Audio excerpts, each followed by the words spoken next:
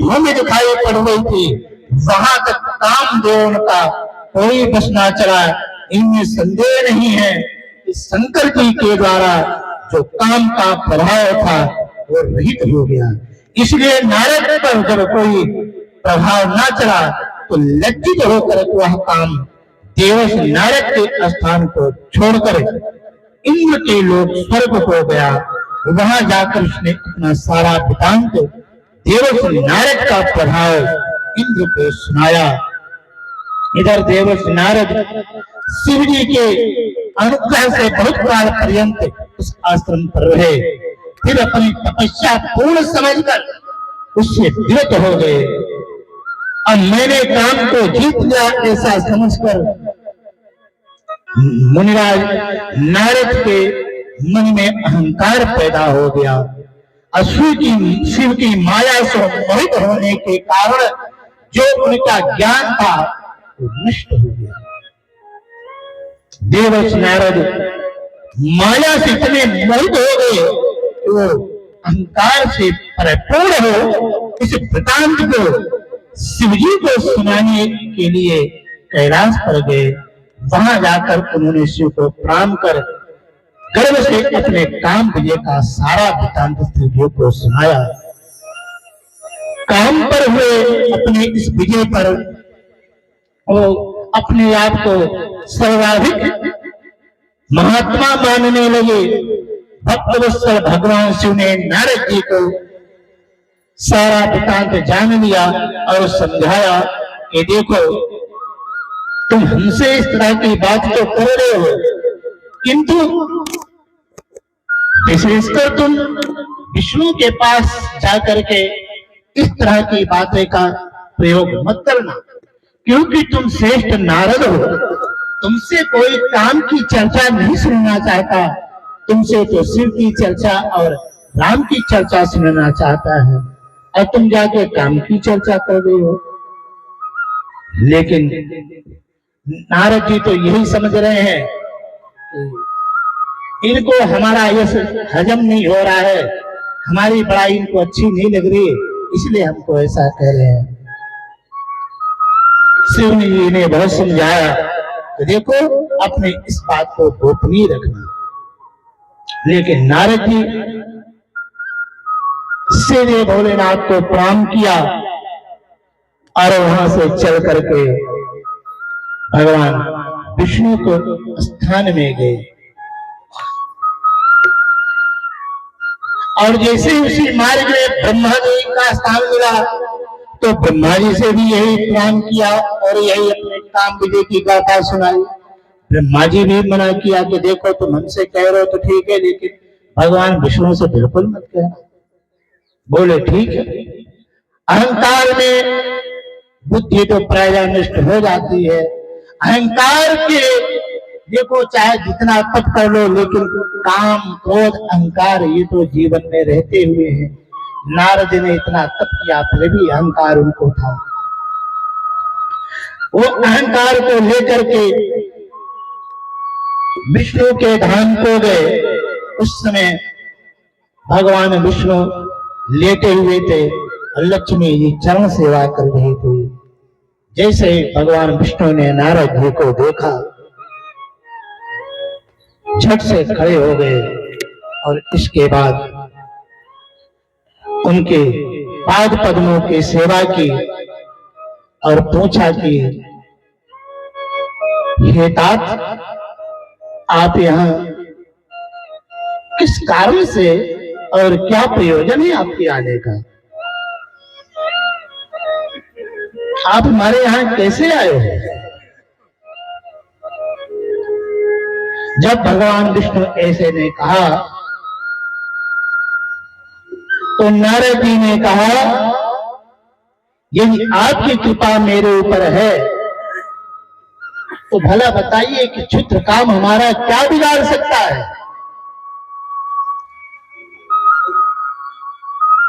हमारा तो काम कुछ बिगाड़ ना सका, क्योंकि आपकी हम पर बड़ी कृपा है। ऐसा जब विष्णु जी से कहा तो भगवान विष्णु मुस्कुराने लगे और नारद जी अपने स्थान को चले गए। भगवान विष्णु ने सोचा अब नारद जी को अहंकार हो गया है, अब इनका अहंकार तो निर्मूल करना पड़ेगा, नहीं तो जहां जाएंगे बस यही गाएंगे। तो नारद जी के जाने पर भगवान विष्णु ने माया विशारद एक विष्णु नगर बनाया, माया से उसकी रचना की और उसी स्थान पर बनाया जिस मार्ग से नारद जी जा रहे थे। वह नगर संयोजन लंबा चौड़ा था, देखने में अत्यंत सुंदर मणिमय था। वह स्वर्ग लोक को मात करने वाला था और माया रूपी उसी नगर में एक शील नाम के एक शीलनिधि नाम के एक राजा रहते थे। उनके यहाँ एक कन्या थी।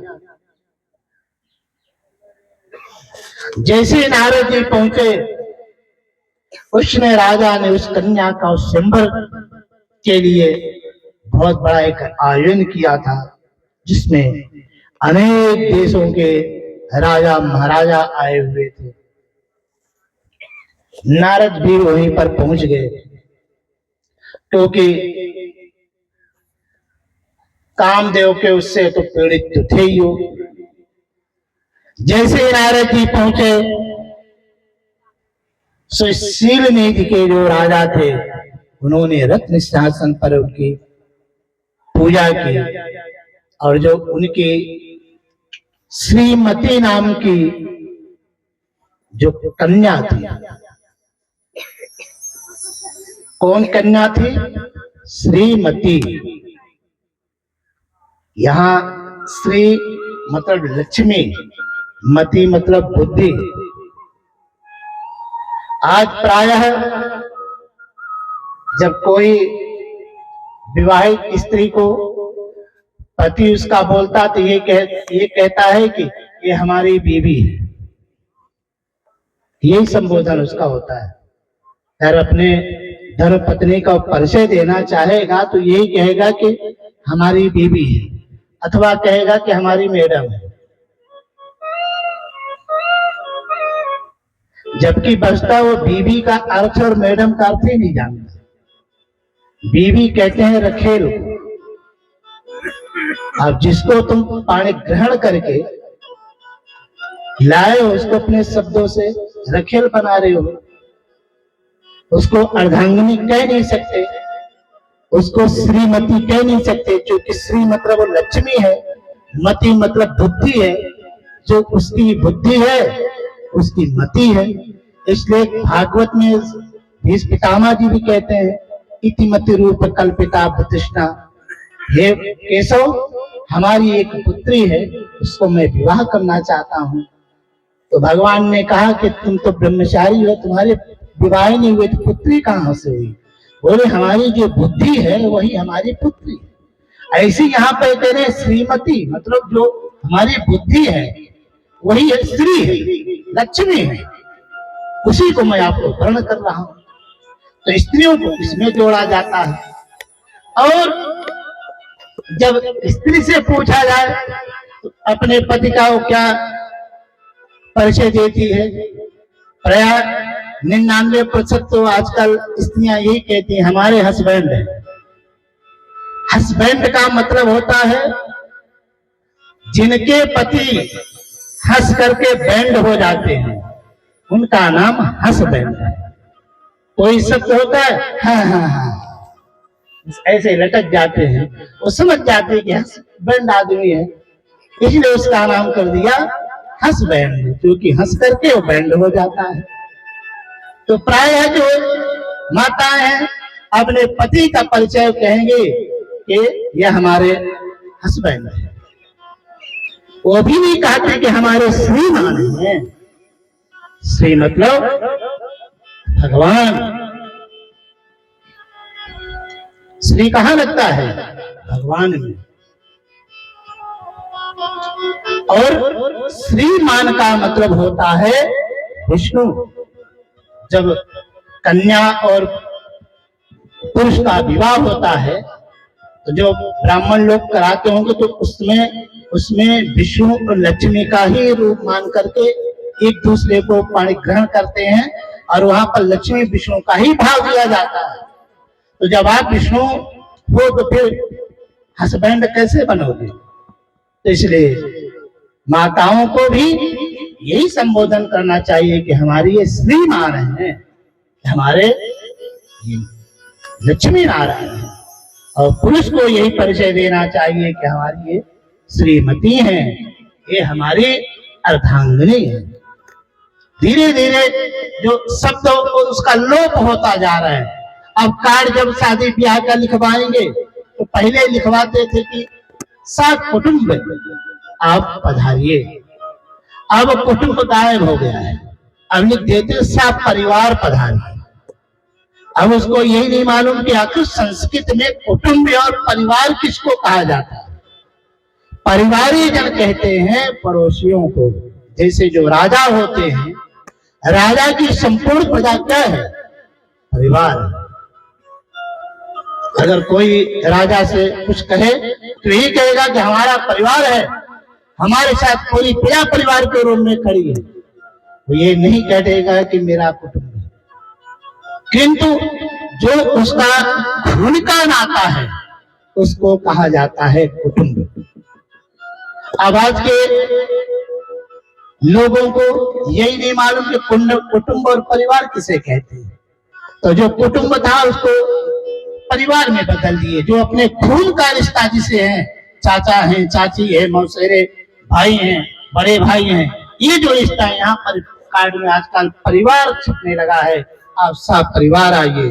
ये सब परिवार की जगह आपको यही संबोधन करना चाहिए कि आप सब कुटुंब आइए। और जो आपके खून का नहीं है, जैसे यही आप कथा करा रहे हैं, तो उनसे यहाँ पर समाज के लोग हैं, वहां पर आप लिख लीजिए कि सब परिवार पधारिए। क्योंकि आपके खून के रिश्ते नहीं है तो आपके परिवार हो गए, परंतु जो खून का रिश्ता है वो तो आपका कुटुंब हो गया है। ऐसे ही धीरे धीरे हमारे जो वैदिक शब्द थे उनके जो कुछ परिणाम थे धीरे धीरे लुप्त होते जा रहे हैं। तो जो सिंहनिधि नाम के राजा थे, उनकी जो पुत्री थी उसका नाम था श्रीमती। श्रीमती बराम। और अपनी श्रीमती कन्या को ला करके देवर्षि नारद के सामने खड़ा किया और वह कन्या नारद जी के चरणों में प्रणाम किया। प्रणाम भी कैसे करना चाहिए? आजकल प्रणाम कैसे करते हैं? बहुत लोग तो चरण भी नहीं छूते, खाली घुटना ऐसे करते हैं। जबकि हमारे यहाँ चरणों की पूजा का विशेष विधान माना गया है। आप किसी जब कन्या और वर के पूजते हो तो उसके चरण ही प्रक्षालन करते हो, उसका घुटना प्रक्षालन नहीं करते। और भगवान श्री कृष्ण जो काली का मर्दन कर रहे थे, उस समय जो नाग पत्नियां थी वो भी कहती हैं कि हमें आपके चरण रज चाहिए, मतलब चरणों का रज चाहिए। और प्राय हम लोग भी यही कहते हैं कि आपके चरण हमारे घर में पड़ जाए। तो हमारे यहाँ सबसे उत्तम भगवान की सेवा का भी, जो भगवान के भक्त हैं कहते हैं कि आपके चरणों की सेवा करने का मुझे अवसर प्राप्त हो जाए, मुझे आपकी चरणों की सेवा में हमारा ये जीवन लगा रहे। मस्तक को नहीं कहते कि आपके मस्तक की सेवा का, आपके चरणों में, आपके पाद पद्मों में हमारा ये जीवन समर्पित रहे। तो हमारे यहाँ चरणों की अधिक महानता दी गई है। अब जब प्रणाम करते हैं तो बहुत लोग आजकल जो समझदार लोग ज्यादा हो गए तो घुटना छू करके ही ऐसा ये औपचारिकता निभा देते हैं। और जो और भी जो लोग हैं तो जब प्रणाम करते हैं अपने आचार्य को या गुरु को एक हाथ से ऐसे कर लेते हैं, जबकि प्रणाम करने की जो सही विधि है उसका ऐसा है, दाहिने हाथ से दाहिना पैर और बाएं हाथ से बायां हाथ। गुरु को भी अगर आप साष्टांग प्रणाम नहीं करें या रखो तो उसका मस्तक रख दो उसके चरणों पर, अपना बोल उनके चरणों पे रख दो, उनके चरणों के रज आपके मस्तक, जो मस्तक रखने का भाव यही है कि आपकी जो चरण रज है वो हमारे मस्तक पर लग जाए, जो हमारी जो मस्तक पर जो भी कुलब्धि रूपी रेखा है वो निर्मूल हो।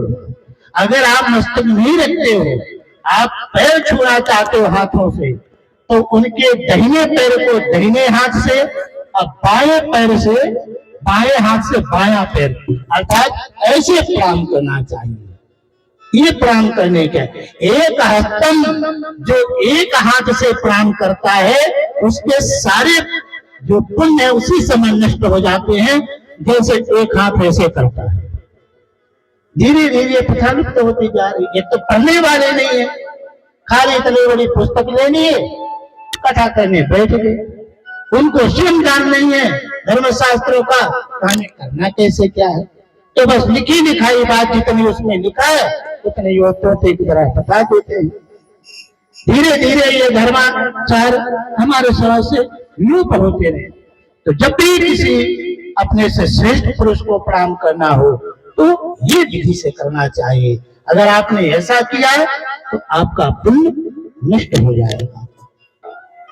तो जो वो कन्या थी, वो कन्या सीधे नारद जी के चरणों में प्रणाम किया।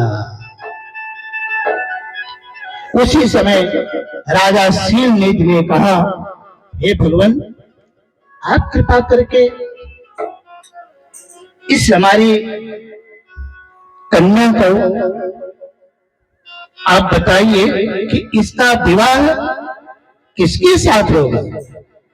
उस कन्या को देखते नारद जी तो आश्चर्यचकित हो गए, बड़ी सुंदर थी।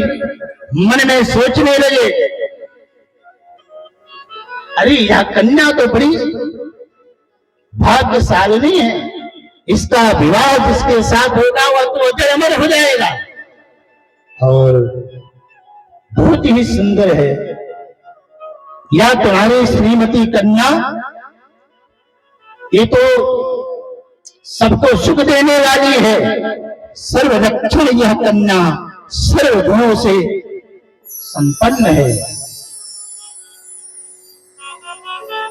और मन में विचार करने लगे, इतनी सुंदर कन्या हमें ये कैसे प्राप्त हो। जिस नारद ने जिस माया को दूर भाग रहे थे, आज विष्णु की माया से मोहित होकर उस माया में फंसने का विचार कर रहे हैं। मन में विचार करते हैं कि ये माया मुझे कैसी हमारा वर्ण करेगी, इसको हम परिरूप में कैसे प्राप्त हो। यह सुनकर के नारद जी